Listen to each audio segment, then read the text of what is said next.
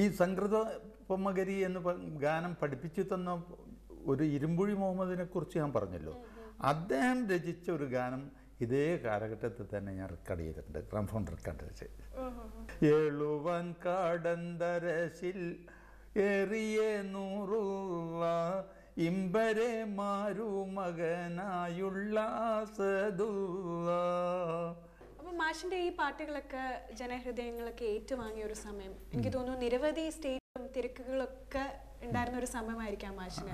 അപ്പോൾ ഒരു ട്രൂപ്പായിട്ടായിരുന്നു മാഷ് സ്റ്റേജ് പരിപാടികൾ പോവാറും അങ്ങനെയൊക്കെ ചെയ്യാറുണ്ടായിരുന്നത്. അപ്പോൾ ഒരു ട്രൂപ്പ് എന്ന് പറയുമ്പോൾ മാഷിന്റെ ട്രൂപ്പിൽ എത്ര ഗായകന്മാരുണ്ടായിരുന്നു, ആരൊക്കെയായിരുന്നു അവര്, ട്രൂപ്പ് മെമ്പേഴ്സ് ആരൊക്കെയായിരുന്നു? അത് ഞാൻ ആദ്യമായിട്ട് ഒറ്റക്കായിരുന്നു പാടിയിരുന്നത്. പിന്നെ ട്രെയിനിങ് സമയത്താണ് 1955 മുതൽ ഞാൻ ബേസിക് ട്രെയിനിങ്ങിന് രാമനാട്ടുകര പഠിക്കുമ്പോഴാണ് റേഡിയോ സ്റ്റേഷനിൽ പോകുന്നത്. അന്ന് റേഡിയോയിൽ പാടിയ പാട്ടുകൾക്ക് അവിടുന്ന് ആയിരുന്നു ഓർക്കസ്ട്രേഷൻ നൽകിയിരുന്നത്, സ്റ്റേഷനിൽ നിന്നായിരുന്നു. പ്രശസ്ത സംഗീത സംവിധായകനായ കെ രാഘവമാഷാണ് അന്ന് ഈ പാട്ടുകൾക്ക് കാളപൂട്ടിനും സംഗീതപ്പമക്കരിക്കൊക്കെ ഓർക്കസ്ട്രേഷൻ നേതൃത്വം കൊടുത്തിരുന്നത് രാഘവമാഷായിരുന്നു. അത് കഴിഞ്ഞതിന് ശേഷം ഞാൻ 57 ട്രെയിനിങ് കഴിഞ്ഞു കൊളത്തൂർ സ്കൂളിൽ ഹെഡ് മാസ്റ്ററായിട്ട് ജോലി ചെയ്തു. അന്ന് മുതൽക്കേ അതിൻ്റെ മുമ്പ് കല്യാണ വീടുകളിലും ഈ കാളവണ്ടിക്കാരും ഒക്കെ മാത്രമേ ഈ പാട്ട് പാടിയിരുന്നുള്ളൂ, മാപ്പിളപ്പാട്ട്. മറ്റു സമുദായക്കാർക്കും ഈ പാട്ട് അറിയില്ലായിരുന്നു.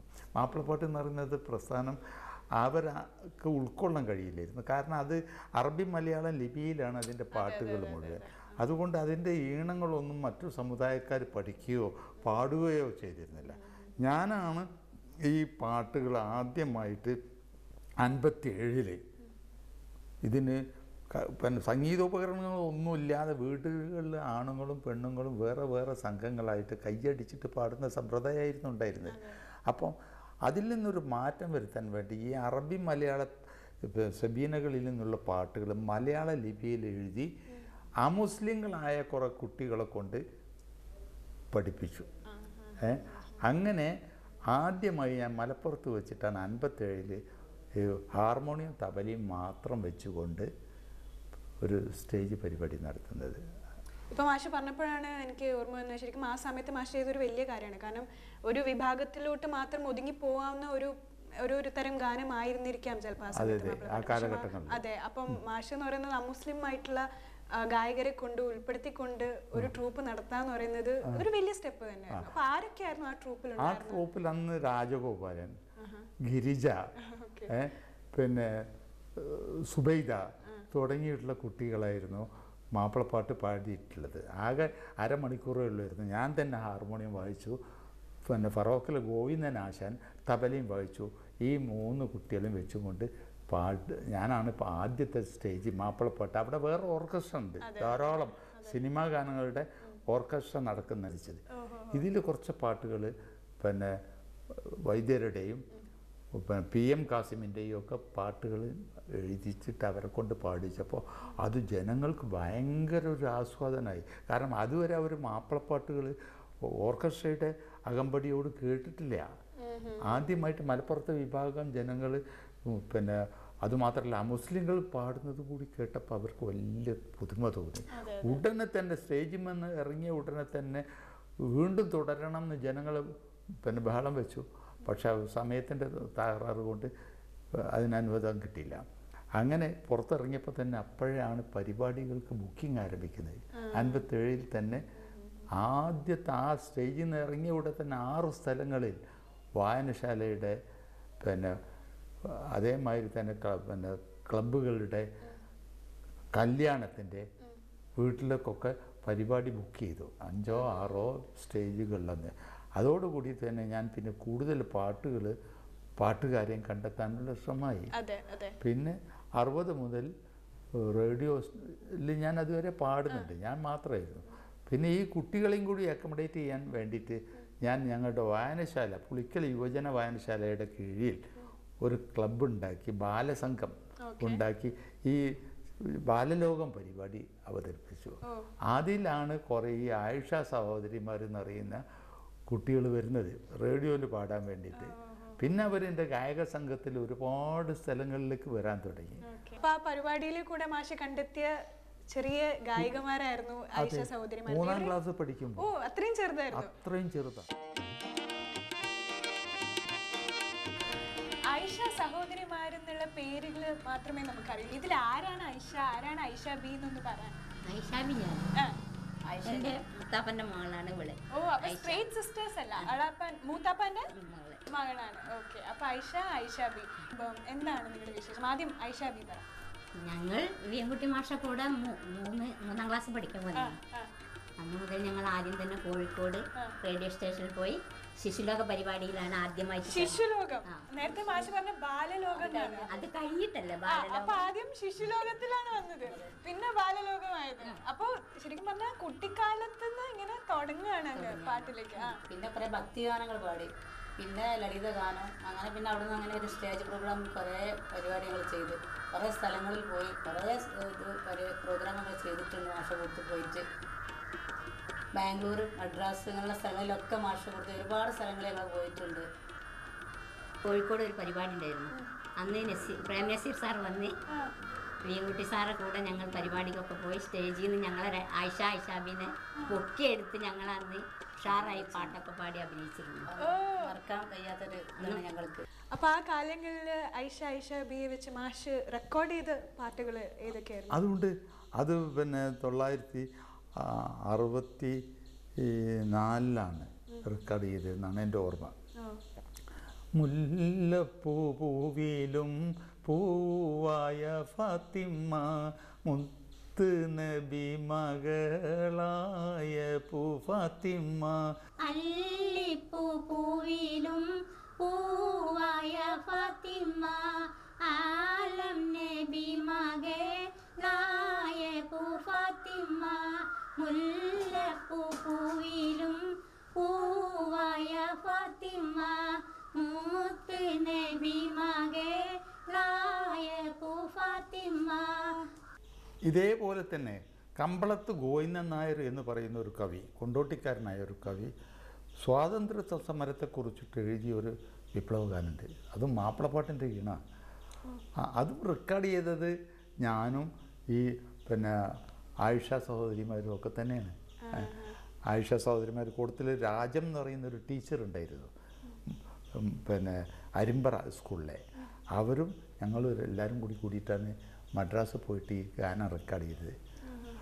അത് അന്യരൂപത്തൊന്നിൽ നമ്മളിൽ മലയാളത്തിൽ ഒന്ന് ചേർന്ന് വെള്ളയോടെ എതിർത്ത് നല്ല മട്ടിൽ ഏറെ നാട്ടിൻ ധീരമക്കൾ ചോര ചിന്തിയ നാട്ടിൽ ചീറിടും പീരങ്കികൾക്ക് മാറുകാട്ടിയ നാട്ടിൽ.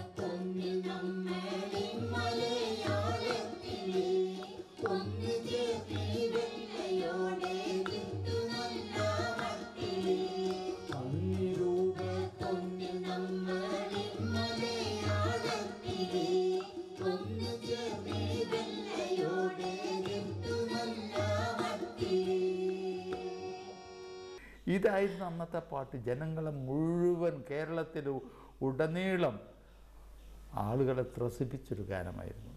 സ്വാതന്ത്ര്യ സമരത്തിനെതിരെ പിന്നെ സ്വാതന്ത്ര്യ സമരത്തിന് വേണ്ടിയിട്ട് രക്തസാക്ഷികളായവരുടെ പിന്നെ കീർത്തനങ്ങളാണ് ഇതിൽ ഉൾക്കൊള്ളിച്ചിട്ടുള്ളത്. ഇതേമാതിരി തന്നെ പി ഭാസ്കരൻ്റെ ഒരു ഈണവും ഉണ്ടായിരുന്നു മാപ്പിളപ്പാട്ടിൻ്റെ ഇതേ രീതിയിൽ. മഞ്ഞണിഞ്ഞ മാമല തെളിഞ്ഞിടും മലനാട്ടിൽ, പൊന്നണിഞ്ഞ വയലുകൾ പൂളഞ്ഞിടും മലനാട്ടിൽ, കൊള്ള ചെയ്തു നാട്ടുകാർ തൻ സൗഖ്യ ജീവിതത്തിനെ, കൊള്ളിവെച്ച കള്ളവെള്ളക്കാരുടെ യാമത്തിന്.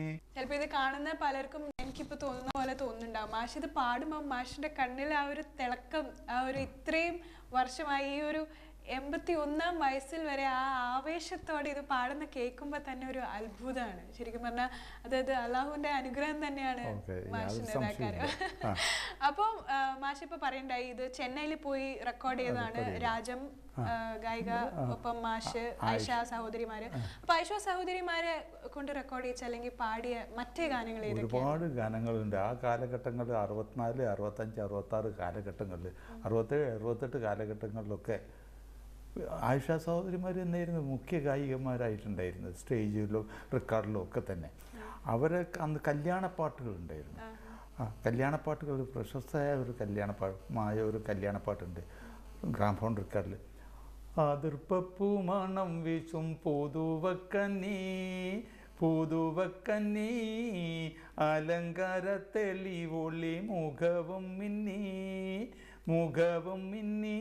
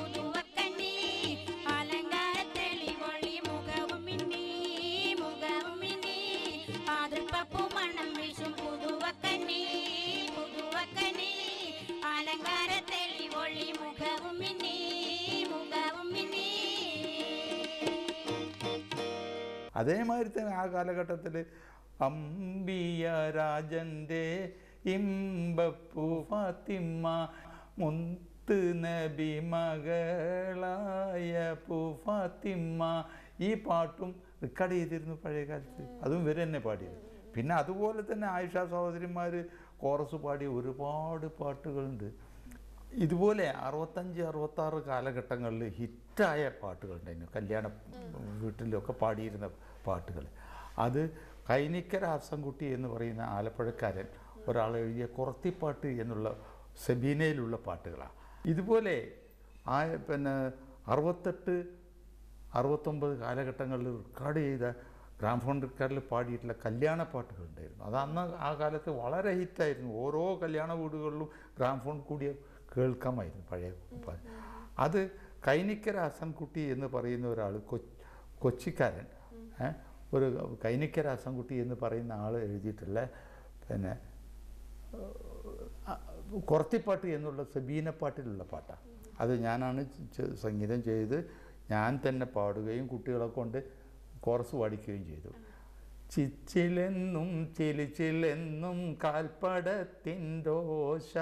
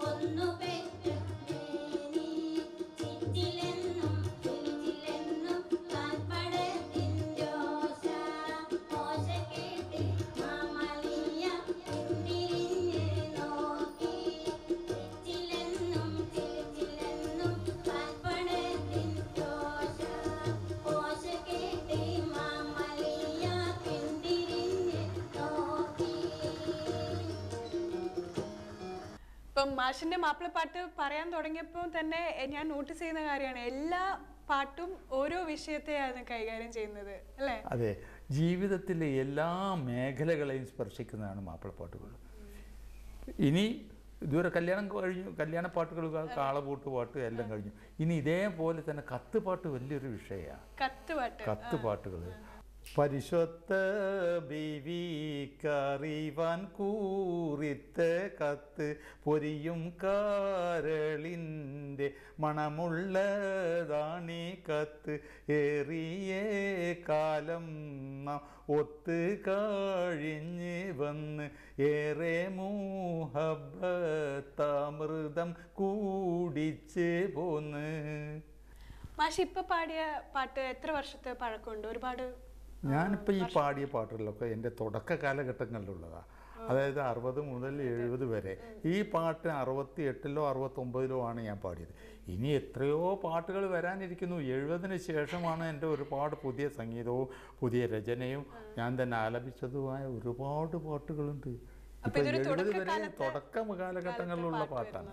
955 വരെ ഉള്ള കാലഘട്ടം, 55-60 വരെയുള്ള കാലഘട്ടങ്ങളിൽ മാപ്പിളപ്പാട്ടിൻ്റെ രചനാശൈലി സങ്കര ഭാഷയിലായിരുന്നു, അറബി മലയാള ലിപിയിലായിരുന്നു. അതിനൊരു ഗതിമാറ്റം കുറിച്ചത് PT അബ്ദുറഹ്മാൻ എന്ന കവിയാണ്. അദ്ദേഹം ശുദ്ധ മലയാളത്തിൽ ധാരാളം പാട്ടുകൾ എഴുതിയിട്ടുണ്ട്. അതിൽ അദ്ദേഹത്തിൻ്റെ ഒരു പാട്ട് പിന്നെ 70-ൽ ഞാൻ റെക്കോർഡ് ചെയ്തിട്ടുണ്ട്. അത് ബദർ രക്തസാക്ഷികളെ കുറിച്ചിട്ടാണ്. ചുടുചോര കൊണ്ട് ബദറിലെ മണൽ ചുകപ്പിച്ച സുഹദാക്കളെ ഒടുക്കമ്മപ്പട കളത്തിൽ നിന്നുയർ ഒടുക്കിയ സഹബാക്കളെ. ഈ പാട്ടുകളായിരുന്നു ആ കാലഘട്ടങ്ങളിൽ ഞാൻ റെക്കോർഡിൽ പാടിയിട്ടുള്ളത്. മാഷിന്റെ പാട്ടുകളൊക്കെ പറയുമ്പോൾ ഞാനിങ്ങനെ അതിശയത്തോടെ ഇങ്ങനെ നോക്കി നിൽക്കുക. കാരണം ഓരോ വിഷയം ഇങ്ങനെ എല്ലാ സിറ്റുവേഷനെ കുറിച്ചും മാപ്പിളപ്പാട്ടിലുണ്ട്. ഇപ്പം മലബാർ കലാപത്തിലെ കുറിച്ചുണ്ട്, പിന്നെ അത് കഴിഞ്ഞിട്ട് ഇപ്പം എന്താ പറയാ കെസ് പാട്ട് എന്ന് പറഞ്ഞിട്ടൊരു ഇത്, പിന്നെ കല്യാണപ്പാട്ട്, പിന്നെ കത്തുപാട്ട്, ഇപ്പതേ യുദ്ധത്തിനെ കുറിച്ച് പാടിയൊരു പാട്ട്. ഈ സിനിമാ ഗാനങ്ങളൊക്കെ നമ്മൾ കേട്ട് നമുക്ക് പരിചയമുള്ള ജോണർ എന്ന് പറയുന്നത് ഒന്നെങ്കിലും ഒരു ശോകഗാനം, അല്ലെങ്കിൽ ഒരു അടിച്ചുപൊളി പാട്ട്, അല്ലെങ്കിൽ ഒരു പ്രണയഗാനമായിരിക്കും. പക്ഷെ മാപ്പിളപ്പാട്ട് ശരിക്കും പറഞ്ഞാൽ മാഷിന്റെ പാട്ടുകൾ ഇത്ര നേരം പാടിക്കൊണ്ടിരുന്ന എല്ലാ വിഷയങ്ങളെയും കൈകാര്യം ചെയ്യുന്ന വളരെ എളുപ്പത്തിലും വളരെ ഭംഗിയായിട്ട് കൈകാര്യം ചെയ്യുകയാണ്. ഇപ്പം മലബാർ കലാപത്തെക്കുറിച്ച് ആയിക്കോട്ടെ, അല്ലെങ്കിൽ ഒരു കല്യാണപ്പാട്ടായിക്കോട്ടെ, അല്ലെങ്കിൽ ഇപ്പം പാടിയ ഒരു യുദ്ധത്തെക്കുറിച്ചുള്ള പാട്ടായിക്കോട്ടെ, എല്ലാ വിഷയങ്ങളും കൈകാര്യം ചെയ്യുന്നതാണല്ലേ ശരിക്കും പറഞ്ഞാൽ മാപ്പിളപ്പാട്ട്. അതെ, ഞാൻ നേരത്തെ പറഞ്ഞില്ലേ വിഷയദാരിദ്ര്യം എന്ന് പറയുന്ന ഒരു സംഭവം മാപ്പിളപ്പാട്ടുകൾക്കില്ല. എല്ലാ വിഷയങ്ങളും അതെ. ഒരു കുഞ്ഞ് പ്രസവിച്ച് വീഴുന്നത് വരെ, അത് മരണം വരെയുള്ള ജീവിതത്തിൽ എന്തെല്ലാം സംഭവങ്ങളുണ്ടോ ആ സംഭവങ്ങളെല്ലാം ചിത്രീകരിക്കും. അതെ. ആ അതാ വിവാഹം, നായാട്ട്, കാളകൂട്ട്, പിന്നെ മത്സരം, ഭക്തി, ഹാസ്യം അല്ലേ? ഹാസ്യപാട്ടുകളുണ്ട്. ഇപ്പൊ ഞാൻ ഇതുവരെ പാടിയത് ഇപ്പൊ 70 വരെയുള്ള കാലഘട്ടങ്ങളിലുള്ള പാട്ടാണ്. 70-ന് ശേഷം ഞാൻ പാടുകയും എഴുതുകയും രചന നിർവഹിക്കുകയും സംഗീതം ചെയ്യുകയും ചെയ്ത ഒരുപാട് പാട്ടുകൾ ഇനി വരാനുണ്ട്, കേൾക്കാനുണ്ട്. അത് കേൾക്കാനും അതിനെ കുറിച്ചൊക്കെ അറിയാനാണല്ലോ ഞാനും ഇവിടെ ഇതിപ്പോ ആദ്യ കാലഘട്ടം മാത്രമേ ഞാൻ പാടിയിട്ടുള്ളൂ. അതെ, നമുക്ക് ഇനിയുള്ള കാലഘട്ടത്തിലെ പാട്ട് നമുക്ക് കേട്ട് നോക്കാം, അതിനെ കുറിച്ച് സംസാരിക്കാം അല്ലേ? ഇനി 70 കഴിഞ്ഞിട്ടുള്ള കാലഘട്ടത്തിലേക്ക് കടക്കാലോ മാഷേ? മാപ്പിളപ്പാട്ടിൻ്റെ ഗതിമാറ്റത്തിൽ പങ്കാളികളായ ഒരുപാട് കവികളുണ്ട് 70-ന് ശേഷം. പി.ടി. അബ്ദുറഹ്മാൻ, കാനേശ പൂനൂര്, പക്കർ പന്നൂര്, OM കരുവാരക്കുണ്ട്, ബാപ്പു വള്ളിപ്പറമ്പ്, ഓച്ചൽ ഖദർ തുടങ്ങിയിട്ടുള്ള ഒരു നിരവധി കവികൾ ശുദ്ധ മലയാളത്തിൽ തന്നെ പാട്ടെഴുതിയിട്ടുണ്ട്. അതാണ് ഗതിമാറ്റം. മാപ്പിളപ്പാട്ടിൻ്റെ 55-കൾക്ക് ശേഷമാണ് ഈ ഗതിമാറ്റം ഉണ്ടായത്. മാപ്പിളപ്പാട്ടിൻ്റെ ഇശലുകൾ പിന്നെ ബന്ധപ്പെടുത്തിക്കൊണ്ട് ഇശൽബന്ധിതമായിട്ടാണ് ഈ പറഞ്ഞ കവികളെല്ലാം മാപ്പിളപ്പാട്ടുകൾ എഴുതിയത്. പക്ഷെ ശുദ്ധ മലയാളത്തിലാന്ന് മാത്രം. അതുകൊണ്ടാണ് സാധാരണ ജനങ്ങളിലേക്ക് ഈ പാട്ടുകൾ കൂടുതൽ ഹൃദ്യമായി തോന്നിയത്. അറബി മലയാള സങ്കര ഭാഷയിൽ നിന്ന് വ്യതിചലിച്ച് ശുദ്ധ മലയാളത്തിൽ മാത്രം എഴുതിയ കാലഘട്ടം ആണ് 70-ന് ശേഷമുള്ളത്.